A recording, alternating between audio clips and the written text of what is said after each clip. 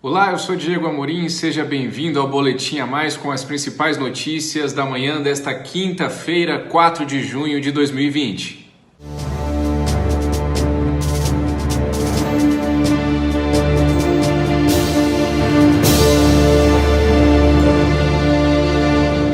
Começo com a informação de que algum projeto sobre fake news deve avançar no Congresso Nacional nos próximos dias ou no mais tardar nas próximas semanas.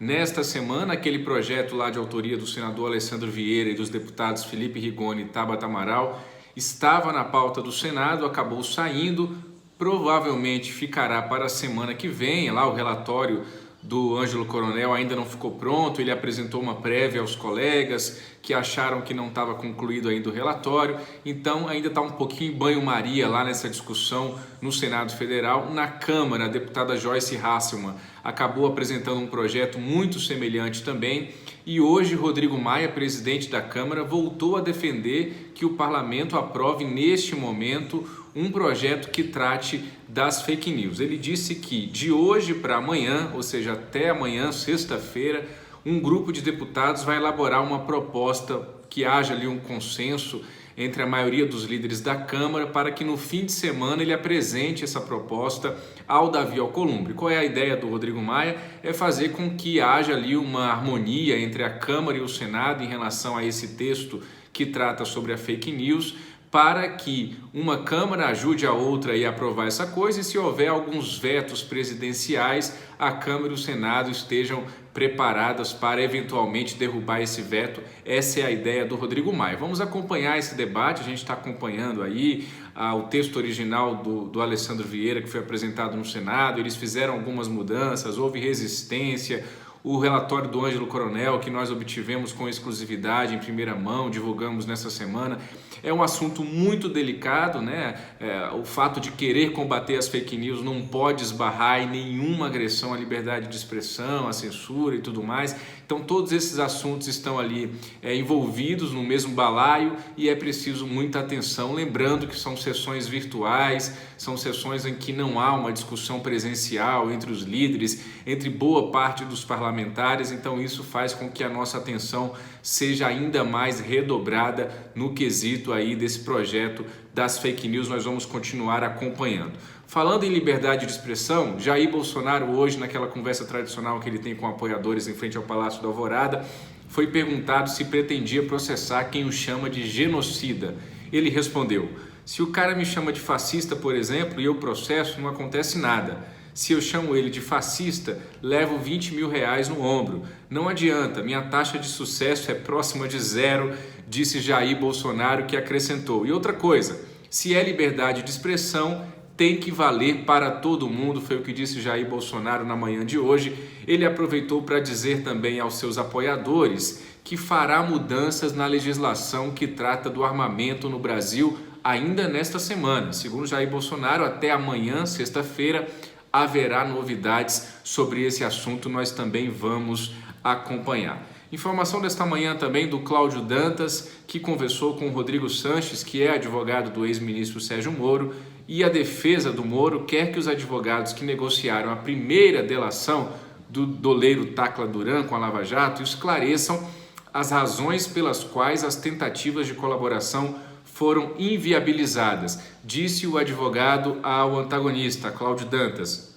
A própria Força-Tarefa da Lava Jato em Curitiba já se manifestou formal e publicamente pela improcedência da retomada da delação de Rodrigo Tacla Duran, tudo isso no contexto aí da decisão de Augusto Aras de ressuscitar essa delação do doleiro foragido Rodrigo Tacla Duran. Vamos em frente, informação da revista Cruzoé de que o ministro da Educação, Abraham Weintraub, disse a aliados ter consciência da forte pressão das cúpulas do Legislativo e do Judiciário para que ele deixe o cargo, mas, segundo interlocutores ouvidos pela revista, o ministro da Educação avisou que não pretende pedir demissão. Essa é a situação do Weintraub hoje no governo Jair Bolsonaro, muita pressão, mas ele disse por enquanto que fica. Outra informação importante desta manhã diz respeito às eleições municipais deste ano, que ainda estão mantidas para outubro. Muito provavelmente vai ter aí alguma mudança no calendário, mas isso ainda não aconteceu. Enquanto isso, o Tribunal Superior Eleitoral autorizou hoje a realização de convenções partidárias virtuais para as eleições municipais. Sobre aquele pacote de socorro financeiro a estados e municípios que foi aprovado pelo Congresso e sancionado pelo presidente Jair Bolsonaro no último dia 28, eu preparei, com base nos dados da Confederação Nacional de Municípios, a CNM, um ranking com os principais municípios, com os municípios que mais vão receber recursos federais aí da União em meio à pandemia da Covid-19. Você confere no site do Antagonista esse ranking, já dando um spoiler para você que ainda não viu. São Paulo lidera o ranking com 1,3 bilhão de reais previstos para receber. Rio de Janeiro, 626 milhões de reais e Belo Horizonte em terceiro lugar com um aporte de 277 milhões de reais. Caminhando para o fim do nosso boletim, nós teremos manifestação aqui em Brasília, na Esplanada dos Ministérios. O texto de divulgação foi divulgado hoje, segundo os organizadores de diversos grupos sociais. A manifestação é, abro aspas, pela democracia e contra o fascismo e o racismo, fecho aspas. Segundo esses grupos sociais, o foco, abro aspas novamente, é lutar contra a extrema-direita e contra movimentos racistas, xenófobos e supremacistas brancos diretamente, fecho aspas. Só lembrando que Jair Bolsonaro, no início dessa semana, pediu aos seus apoiadores que não vão às ruas no próximo domingo, justamente para não ter conflito com um grupo opositor. Só lembrando que nós estamos no meio de uma pandemia da Covid-19 e as orientações para o isolamento social para qualquer grupo é mantida ainda vale a recomendação de isolamento social. Nós estamos no meio da pandemia, ainda nem chegamos ao chamado pico aí dessa pandemia da Covid-19. Por fim, na tarde de hoje, o Senado deve votar, está na pauta, o auxílio emergencial para o setor da cultura. Já passou pela Câmara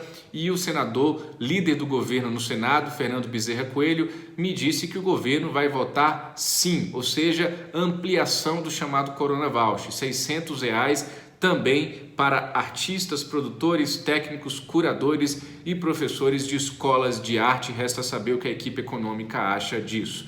Um grande abraço, até amanhã e tchau.